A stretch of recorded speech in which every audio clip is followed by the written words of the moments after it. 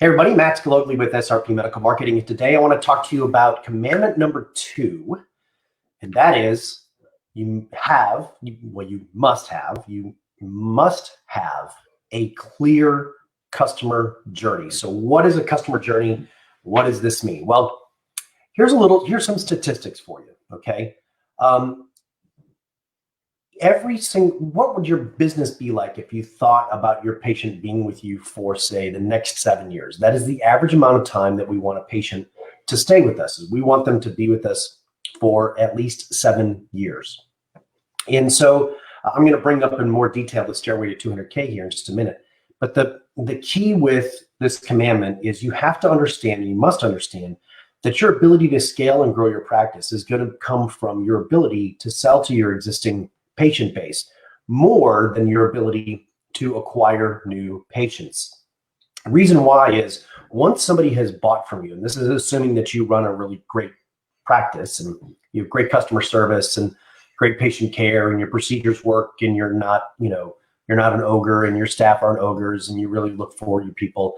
But once somebody buys from you, the first time they have a 60 to 70% chance of converting into something else. They are 9 times more likely to convert than a first-time shopper.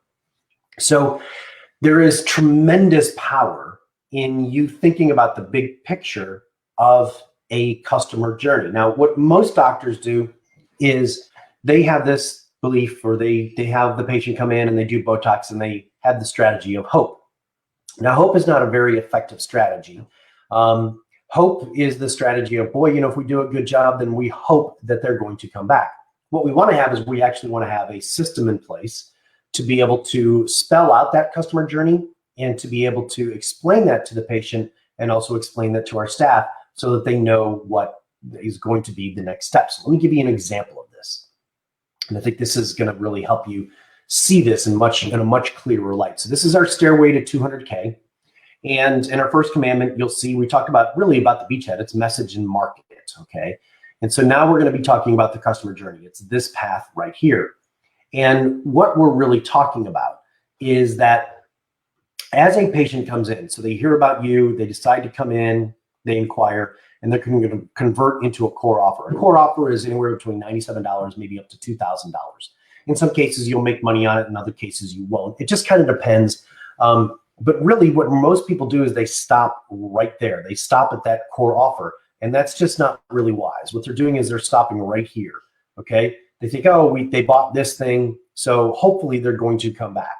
Well, what we really want to do is we want to have a process by which they come back and they do monthly recurring revenue. It's something that they can't live without. It's hormone replacement therapy. They eventually are going to move to some kind of high-end offer. Maybe it's going to be light bladder leakage treatment. And then you have the 5% offer, and let's say that's like a precision healthcare and executive healthcare. And so not everybody's going to go through this journey, but it's very important for you to look at that entire picture. You have to physically draw this out. So in our clinics, the customer journey, or the patient journey, if you would, was that they would come in, and the first thing they would do is we would treat their erectile dysfunction. So give them a shot in the office, get an erection in the office, blah, blah, blah, blah. And then what we would do is we would check their testosterone level. Well, their testosterone level would then tell us if they needed testosterone treatment. So they would have another appointment, they would come back and we would talk about that. But what we also did on the first visit is we had them fill out a questionnaire. And some of the questions that we asked had to do with, talked about their performance in the bedroom, how they felt, their energy levels. We would do an Adams score on them to tie into the testosterone levels. We talked about whether or not they wanted to get a facelift, or they wanted to look younger, or if they wanted to have hair, because we did PRP for the face. We did hair restoration using PRP and growth factor. And so all of these things, or if they wanted to lose weight, we were looking at adding medically guided weight loss. So if they wanted to do these other things, we knew what the demand was, and we could create this patient journey.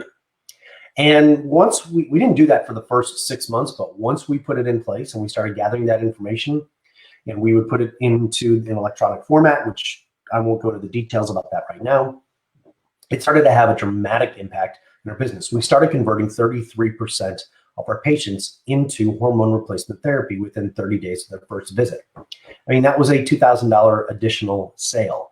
And that set up this monthly recurring revenue, this right here. Okay, so this number right here, in order for us to, so then we just created a nice monthly stream of revenue coming into the practice without us having to see patients. So this is why it's so important to understand that customer journey. It is, once, and if you lay this out, if you think kind of this big picture, one of my doctors, Dr. Brian, did this while he was sitting at an event, a cardiology event, and he said, you know, understanding to look for this, the light bulb started going off, and he started laying out an entire process, and he starts thinking more about the 7 years. What's life going to be like with that patient over the next 7 years?